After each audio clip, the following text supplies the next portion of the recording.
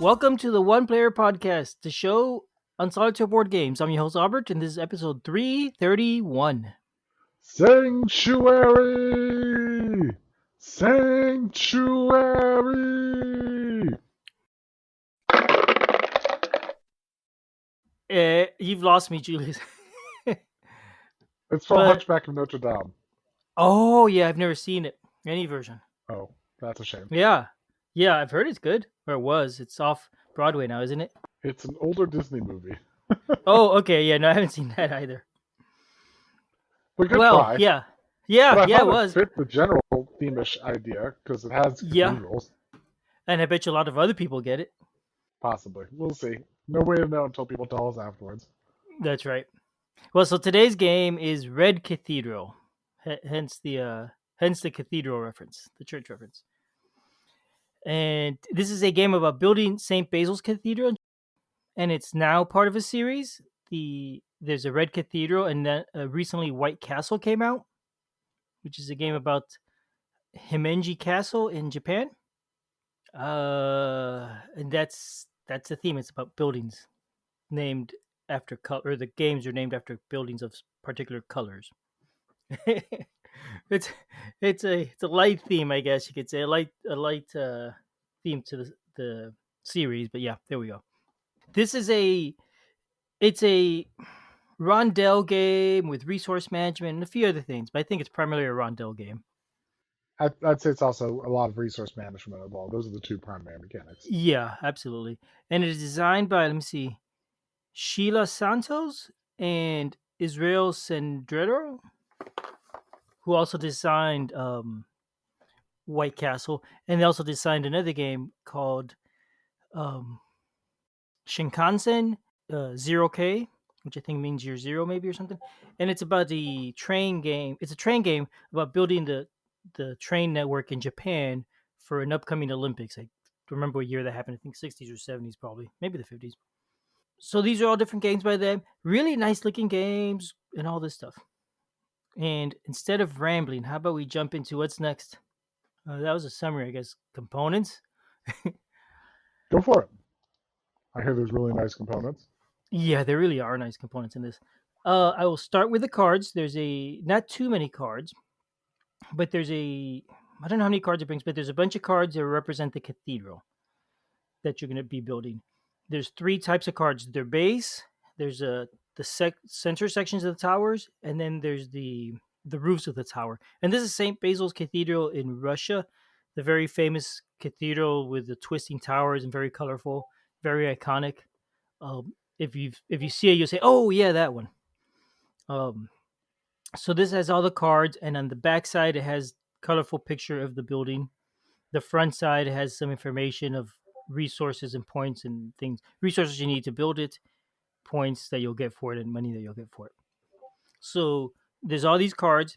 At the start of the game, there's also a small set of cards to determine how you're going to set up the cathedral. You're going to shuffle up the cards and draw one out based on the number of players, and it will tell you how many cards to put in each row and column.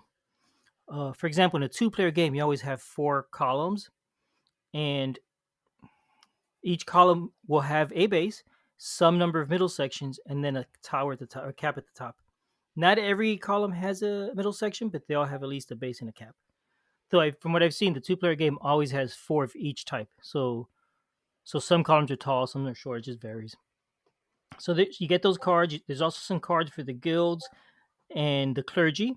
These cards you're gonna use. There's three different guilds. Each game you're gonna use one card from each guild plus one card from the clergy randomly. So that each time you play the game, you have different setup. There's a lot of stuff to randomize the setup in here: the cathedral, the cards, and other things that we'll talk about. These cards will give you extra actions that you could take or things you could do on your turn when you're on the rondel. And I'll get to that more later. Besides those cards, there's also some solo cards that are used for the solo game. It's a 1 to 4 player game. In the solo game, it represents your opponents as if you're playing a 2 player game, and they work pretty well. And we'll definitely talk more about that. Besides the cards, there's resources. We already mentioned it's a lot of resource management in here. There's two types of plastic resources. There's different gems. There's some green ones and some purple ones. There's also wooden resources, made from wood but not representing good. One of them is gold.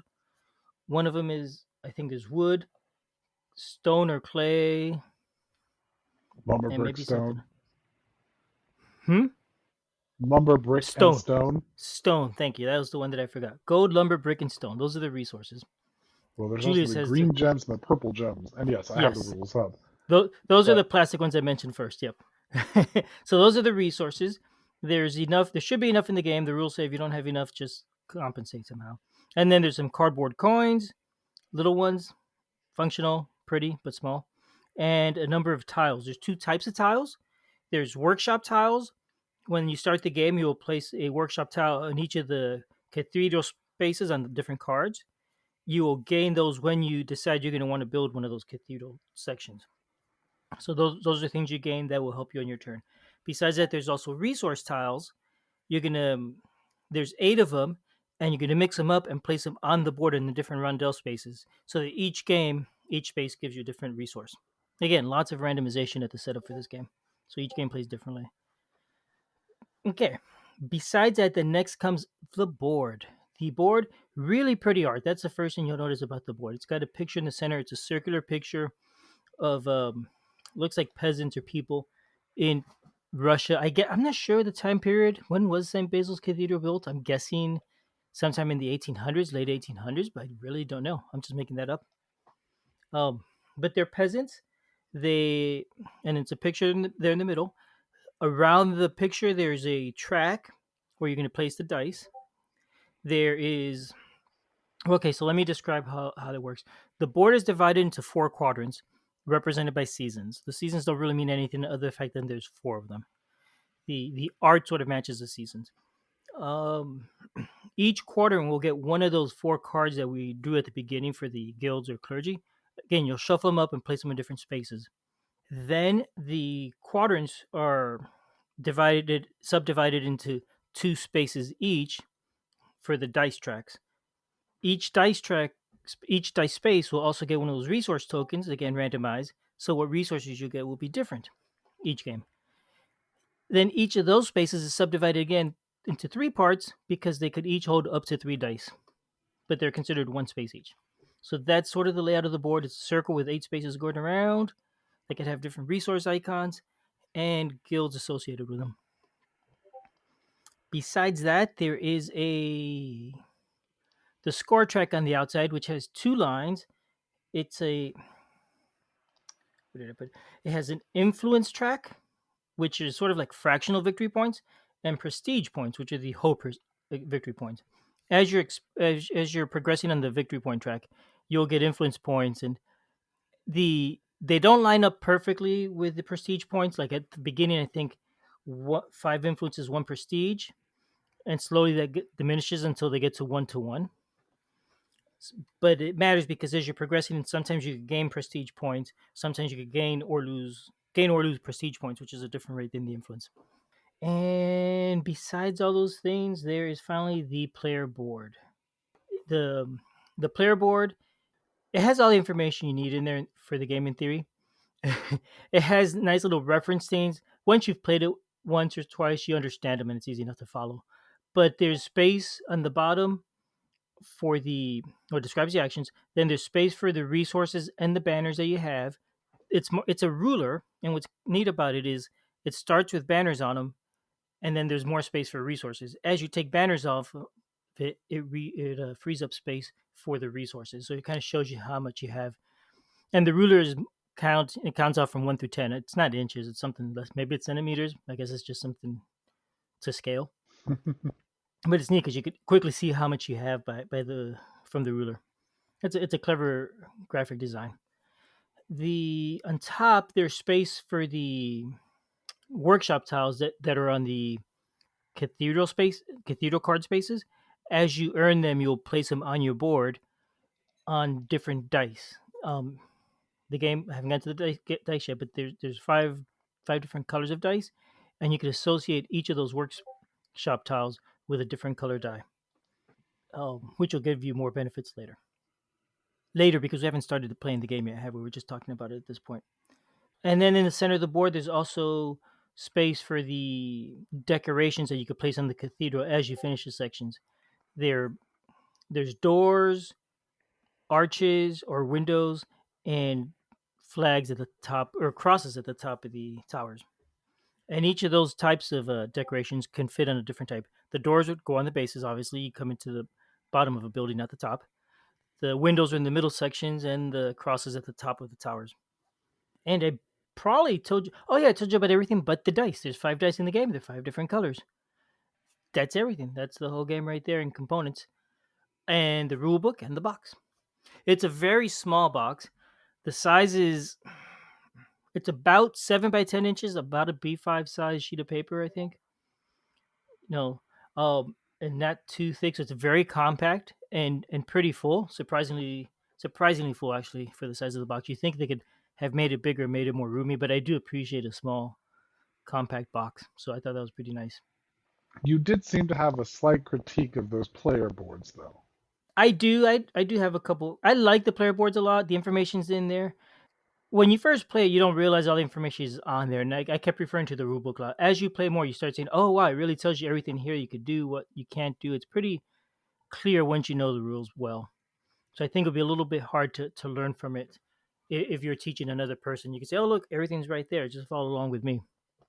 But actually, if I do have a critique, my one real critique is the colors. There's 4 player colors: green, red, yellow, and blue. And the way you keep track of who has which color, because it kind of matters in the game, is the top right corner of the board. The die symbol in that workshop space is your player color. You'll also see that the resources and the die along the bottom in the actions track also match the color.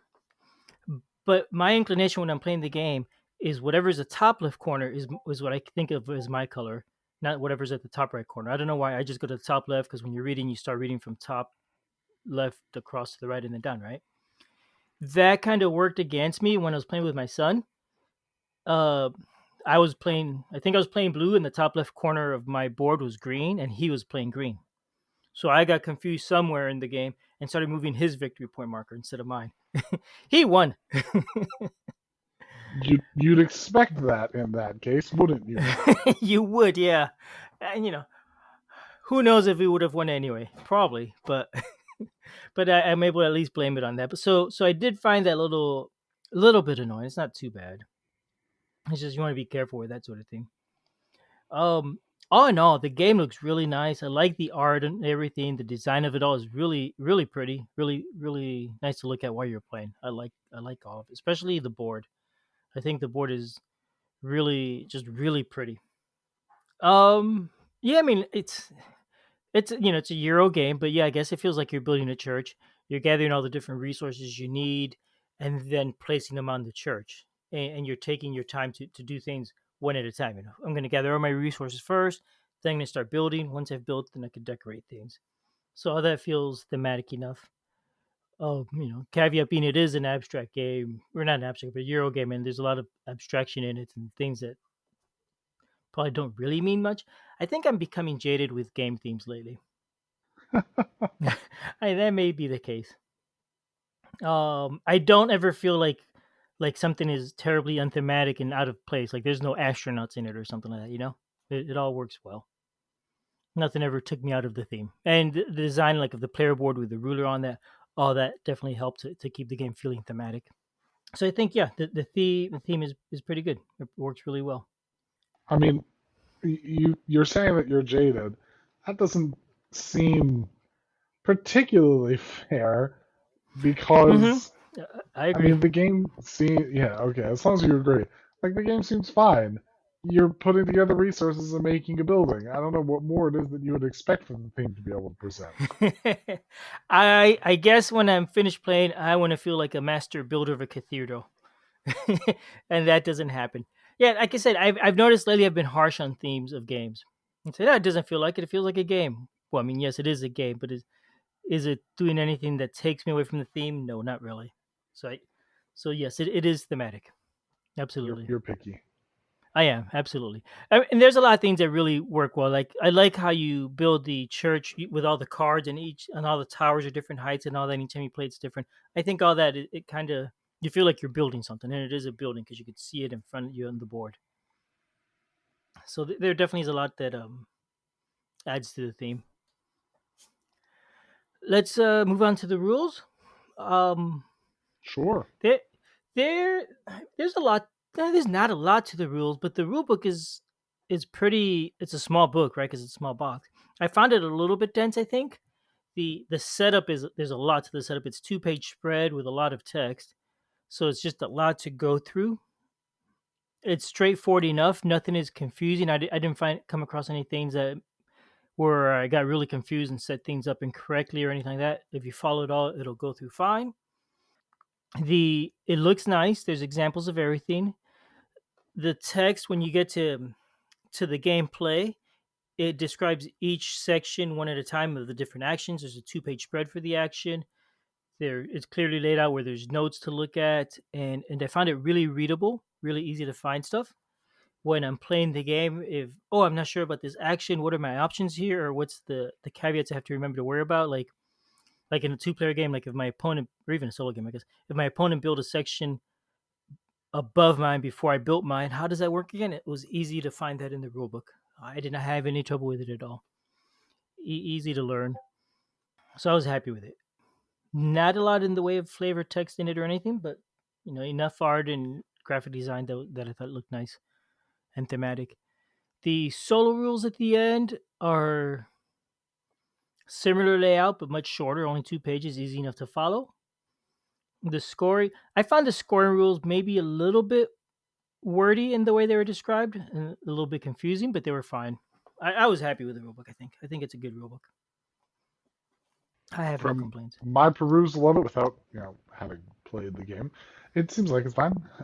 Mm-mm. It pulls out. I like the use of the different colors to make it clear what's the different actions when it's going through.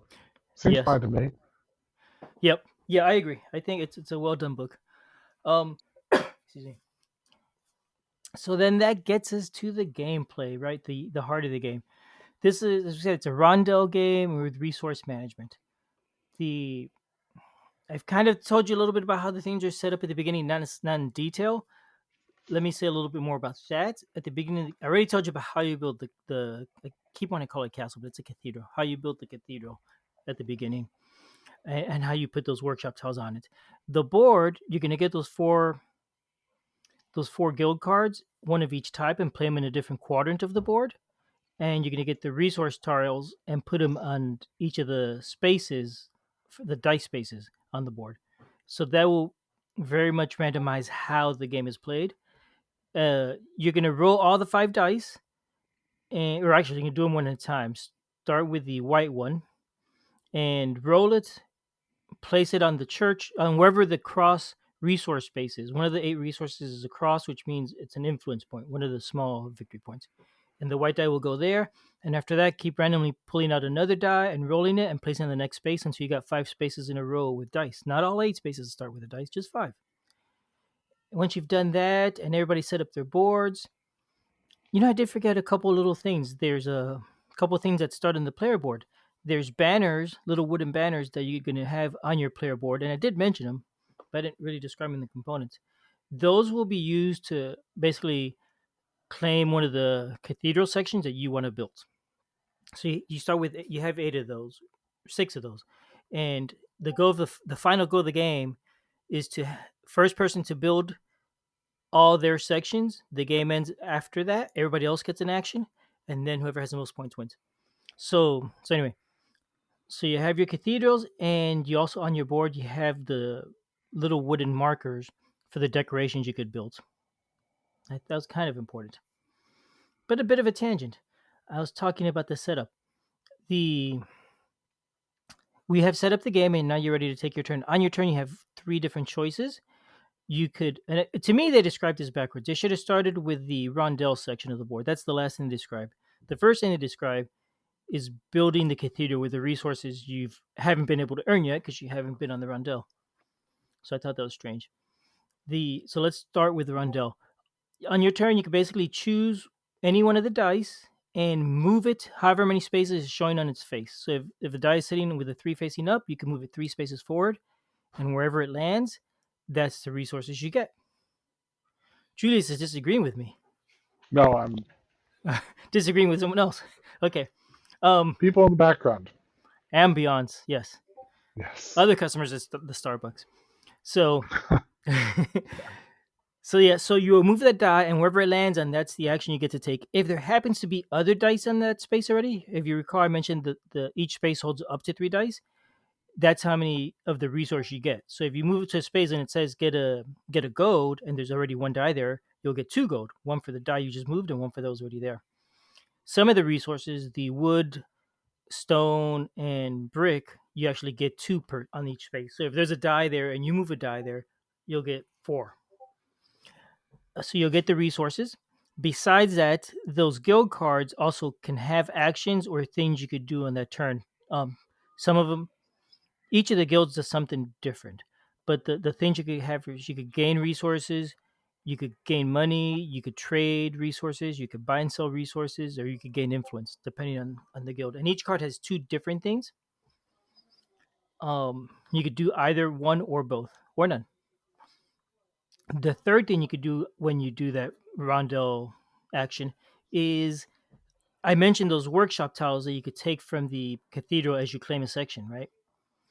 The You happen to have. Yes. So when you claim one of those workshop tiles, they have an icon on it.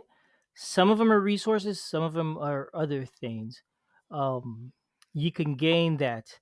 If I choose to move a green die and have a workshop tile on the green die on my board, then whenever I move the green die, I get whatever that tile has. So it could be, for example, every time I move the green die, I get a green gem, or I get an influence point, or I get two coins, or something.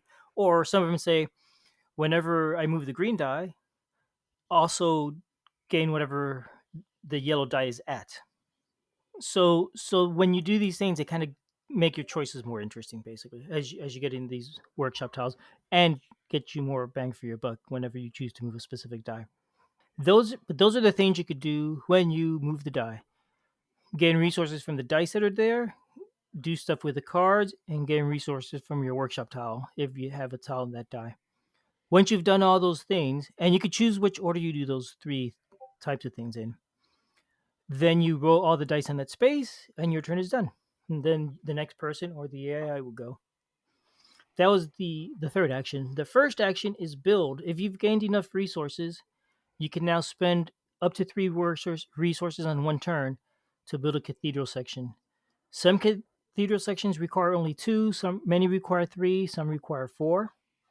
But you will place resources from your board onto the cathedral, up to three on any cathedral spaces you have already claimed. And actually, you know what? I'm doing this backwards. This is the second action, not the first, but whatever. You will place the resources in any cathedral spaces you have claimed. You can mix and match any way you want, but you'll do up to three resources. If you have completed any of the cathedral sections, then you get money for it potentially. Some give money, some don't, and you get victory points for it, influence points. They all give influence points. At that point, then you flip that card over, showing that it is built. And now, as these are being built, it goes from a picture that looks like a schematic, a blueprint, to a picture that looks like a built cathedral, which is pretty nice effect. That you could also, once a cathedral section has been completely built, spend resources to put those decorations on it. That's part of the same action. And this is interesting because you could do it on your own cathedral section or an opponent's cathedral section. It doesn't matter whose it is, as long as it has already been built and doesn't already have a decoration on it. The reason you do these is because at the end of the game, whoever has the most control of a section, the most decorations and flags on it, will get the victory points for that section, or the majority of the victory points. And the other thing you could do by doing decorations, if you spend a couple extra resources, specifically the gems, you get more prestige points. Those are the big victory points. So there's a benefit to doing that, just so you can get a lot more points. Finally, the first action. Building cathedrals. You cannot build any cathedral section. First, you have to lay claim to it. You have to say, hey, I'm going to be the one working on this section. Nobody else is. And you do that by taking one of the banners from your board and put it on the cathedral section and claiming the workshop tile that's on it. and put it on one of your spaces. You have to pay to use that tile. If you don't want to pay or can't pay for it, you can just put it on face down, showing you've already you claimed it. It just doesn't give you any benefit from that point on. That was the first action, claiming those workshop tiles. You could claim up to those cathedral sections, and you could claim up to six because you have six banners. So that is basically the game right there. That's all the mechanics. It's if it's multiple players, you're going back and forth, taking turns doing one of these three things each turn until somebody has built their sixth section. At that point, everybody else gets another round, and the game ends. You count up the victory points and see who has the most and wins. And the way the victory points work, I already mentioned, there's a couple of things. Mainly, you get points for the sections you've built. You also get points throughout the game, but at the end, you get points for the sections that are completed. And now it's sort of an area of control. Whoever controls the most of each tower gets the points for the tower. The other players get either half or a third. A third if it's a two-player game, half if it's more. The way the solo game works, it's only slightly different. In a solo game, you're still doing all the same stuff, but you're playing against an AI. So there's 5 cards for the AI, and they have the different actions the AI could take. You're going to shuffle those up at the beginning and lay them out in order. The actions are, I think, something like gain 4 victory points, I think. Um, Gather resources. It always gathers 4 resources. Move 4 resources, which moves it from the space you gathered to the I'm going to build it space. And then on the I'm going to build a card, you can build a cathedral section that you have that the AI gets to build a cathedral section that it has already claimed. And the 5th card is claim a cathedral section. Now these are shuffled up at the beginning, so you don't know what order you'll know what order it is gonna happen every time. But on those cards, you also put little extra workshop tiles that you have for the color dice. So it's also gonna move a die each round. It'll move a die and then roll it, plus get that bonus thing at the bottom. So it's kind of doing 2 things each round. It feels kind of like a player, but it definitely doesn't score at the same rate as a player does. But in the end, the score seems to be pretty competitive, so it seems to work pretty well. It's going to give you a decent score. Some games are definitely higher and lower, and it kind of depends on which order the cards start in. That's what I found. But it's a workable AI. So that was a lot, Julius. Did you get any questions? I hope you wrote them down if you did.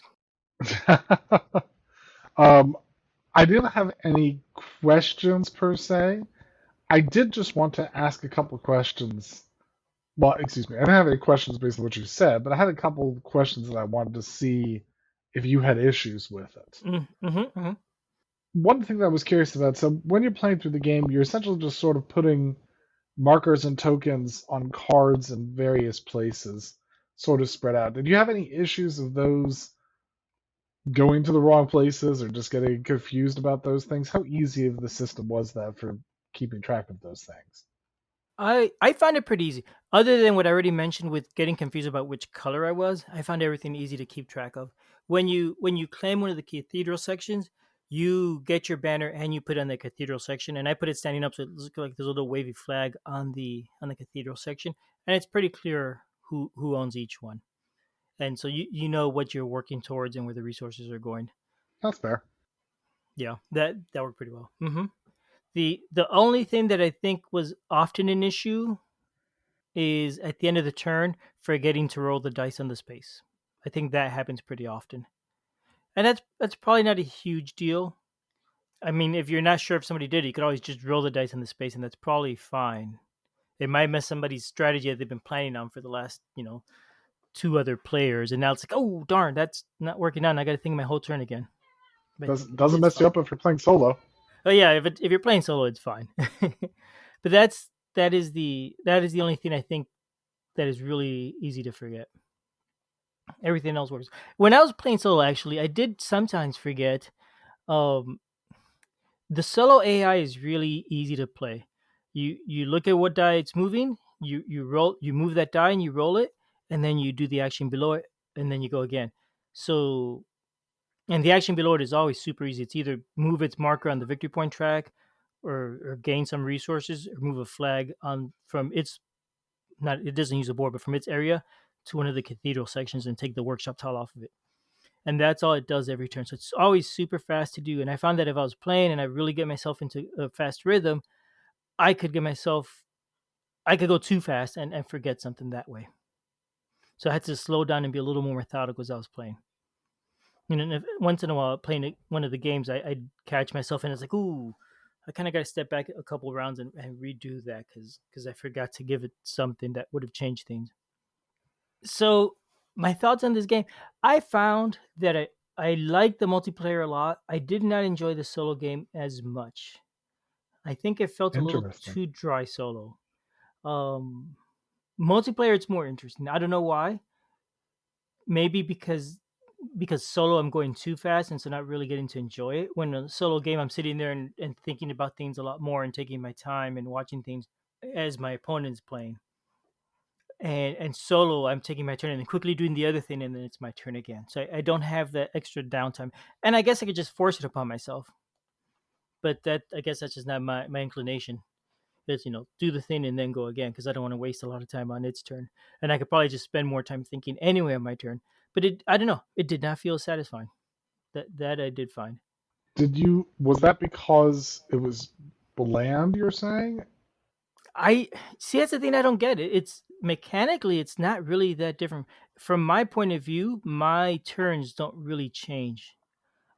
The, Towards the end game, I think in a multiplayer game, you kind of know what your opponent wants to do, and you're kind of preparing for that. And you don't have that as much in the solo game. It's a little more random. I I mentioned how they're gonna do the five cards in order. Each time they do the five cards, you're gonna shuffle up which colored dice you're moving in which order. So the first time you might be like white, green, red, blue, yellow. Next round, green might go first instead of white. So you kind of see what they're going to do ahead of time. You could definitely plan for it, which kind of I guess simulates the idea of your opponent. You knowing what they're probably headed towards based on what they're doing, what resources they're taking, that sort of thing. But I don't know what it is. I don't know why I didn't really enjoy it as much. But I definitely found I didn't enjoy it as much. Hmm. That is unexpected to me. Yes, yeah. I don't know what to say. I definitely liked. I haven't played it with more than two people. I've played a few games with two people, and like four, maybe five solo games. And yeah, I definitely liked it multiplayer more. And so the other game I mentioned, the Shinkansen one, that one I also played solo multiplayer, and I did not enjoy that one too much either. So I don't know. That one felt dry, and I'll admit I only played it one solo and one multiplayer, and then kind of moved on from it. Maybe I should have given it more chances solo. I don't think I want to give it more chances multiplayer, but I think maybe I should have solo. But now I'm kind of scared about White Castle. I have that game too. And I got it for my birthday, but I haven't tried it yet. And I'm looking forward to trying it, but now I'm nervous because it's the third game from this design group. Yeah, I don't know. Definitely pretty game. It is interesting, but I found it more satisfying multiplayer. There's also an expansion for it, which I haven't played yet, but I do have it. Um, it brings more variety. There's a lot more guilds. So when you play, you can replace some of the original guilds with different guilds. So totally change your types of actions. And I think there's other resources. There's a whole extension that you could add to your board. The whole section that goes below it. I don't no idea what it does. And a new die. So there's a whole lot in that expansion. And maybe that's what the game needs for me. Maybe it just needs the expansion to make it more interesting. I don't know. I don't know. I mean, looking at the game, I hear your concerns that it's feels bland because it feels like another resource management game, but it's got the rondel that ties into it, which adds, the complexity of your turns about when does that you want to pull stuff off. So I would have expected it would have, something interesting in there, but I don't know. Hmm. I mean, yeah, it's fun to plan it ahead and whatnot, and say, well, if I could do this, then the next run I could get the die over here, and then move another die there, and I get triple the resources or whatever. And that sort of planning is interesting. And in the solo game, especially, you can see what dice the AI is going to move for the next few rounds. So you could definitely plan that ahead. And the fact that you're rolling the dice afterwards, that's a little chaos. So you can't plan perfectly, but you could definitely do some planning and thinking about what your choices are to maximize your game. I had some trouble also with the solo game. I found that the order the cards for the AI are in could really affect the game for them. It seemed to me. In an ideal situation for the AI, it'll first gather resources, then move them, and then build the cathedral. And if it do that each 5 rounds, it's already built the whole cathedral section, right? Or first claim a section, then get resources and whatnot. And each round it would do that. But if, for example, the first thing it's going to do is move the cathedral, or first it's going to build, then move, then gather resources, and then claim a section or something like that, then that means the first time around it's going to do it could only do the claim resources. Next round, it still can't build, but it could move the resources. Third round, it finally builds its first section. So at this point, it's 2 rounds behind you in terms of building, only because of the order. So it's potential for less points for him right there. Darn dumb luck. And it doesn't seem to. There doesn't seem to be anything that mitigates it. So like, there's nothing that says, oh, if the order came out this way, he's still going to get other points some other way that'll balance it out. There's no balance there. So that was a little unfortunate. Actually, no, I was a little fortunate because those games I definitely won, and I think I won every game against the AI. Well, there is one other. So there's not a way of making it harder. You're saying? I'm sure there can be, but not in the rules. In the rules that you could probably homebrew something, I guess. But yeah, no, the rules have nothing for making it harder. And one thing that I kept struggling with was the score track. I mentioned how the points at first the influence points don't equal the prestige, but at the end of the track they do. They're 1-to-1. If you go above the 40 at the end of the track, you start adding 1, and it gets a little confusing if you're maybe tracking on the wrong track. It may not matter, but I know when I played my son, we had some confusion about that and which way we should score it. So, there's a 0 space. It's not a space. It's not 0. So it goes from 40 to blank to 1. And all the other corner spaces are spaces. So there's a little bit of confusion at the very end there, but that only affects the very end of the game. And if you're careful about it, you'll be fine. See, I don't know. It's an interesting game. It's got some drawbacks, but it also has some pluses. Red Cathedral. Well, very good. With that, do you think we've torn down the house? Yes, I do. Sounds good. All right. Have a good night, Albert. All right. And Bye good bye. night, everyone else.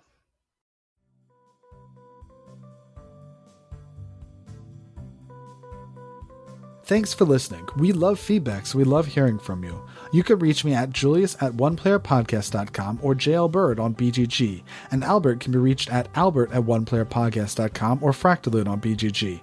Our website is oneplayerpodcast.com with the number 1, and we're also on Twitter at oneplayerpodcast. The intro music is copyright Angus, can be found at jamendo.com. The transition music is copyright by Dan Elduce Pancaldi, whose page is at donpancaldi.com. The One Player Podcast is protected under a Creative Commons share-alike license. Thanks for listening.